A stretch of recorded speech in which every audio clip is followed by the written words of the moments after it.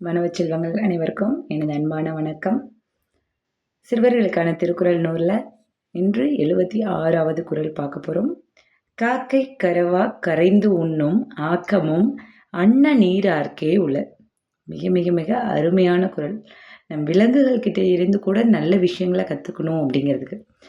காக்கை கரவா, காக்கைக்கு சோறு வச்சா என்ன பண்ணும்? காக்கான்னு கத்திக்கிட்டே இருக்கும். அந்த காக்கா எதுக்காக கத்துது அப்படின்னா, மற்ற காக்காக்களும் வரணும், எல்லோரும் சேர்ந்து ஷேர் பண்ணி சாப்பிடணும் அப்படிங்கிறதுக்காக.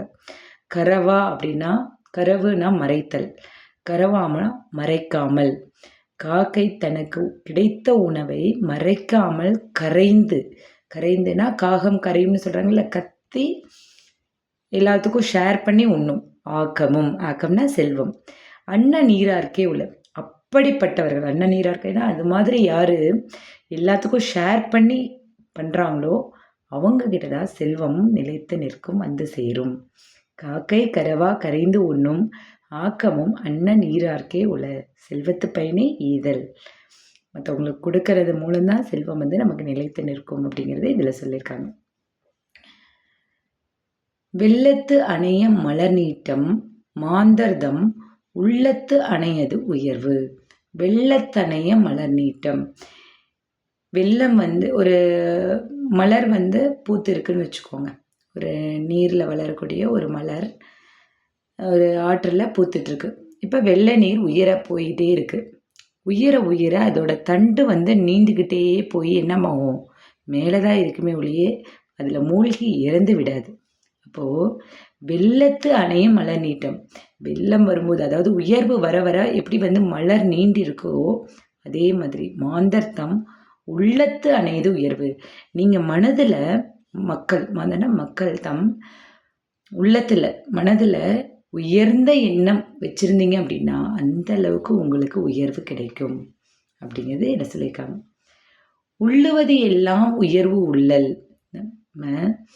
அதாவது ஹிச்சுவர் வேகன் டு அ ஸ்டார் அப்படின்னு சொல்லுவாங்க. உள்ளுவது எல்லாம் உயர்வுள்ளல். நம்ம எண்ணுவது எப்போவுமே உயர்ந்த எண்ணமாக இருக்கணும். மற்றது தள்ளினும் தள்ளாமை நீர்த்து. அதாவது இப்போ நீங்கள் 500 அவுட் ஆஃப் 500 வாங்கணும்னு நினச்சிக்கோங்க. இப்போ அதில் கொஞ்சம் மார்க் போயிடுச்சு, ஒரு 10 மார்க் போயிடுச்சு. தள்ளினும் அந்த உயர்வு கொஞ்சம் மிஸ் ஆயிடுச்சாலோ தள்ளாமை நீர்த்து. நம்ம முயற்சியையும் அது மாதிரி சிந்திக்கிறதையும் கைவிடக்கூடாது. அஜிஜோ மார்க் குறைஞ்சிருச்சு, அப்போ இந்த தடவை கம்மியாக நம்ம மனசில் நினச்சிக்கலாம் அப்படின்லாம் இல்லை. உள்ளுவது எல்லாம் உயர்வுள்ளல். நம்ம எண்ணுவது எல்லாமே உயர்ந்த எண்ணமாக இருக்கணும். அது ஆனால் அந்த உயர்வு கொஞ்சம் தள்ளினும்னா அதுலேருந்து கொஞ்சம் குறைவானாலும் அதுலேருந்து கொஞ்சம் பின்வாங்கினாலும் தள்ளாமை நிறுத்து. நம்ம என்ன பண்ணக்கூடாது, அந்த நினைக்கிறது உயர்ந்த எண்ணத்துலேருந்து கீழே தாழ்வாக எண்ணக்கூடாது.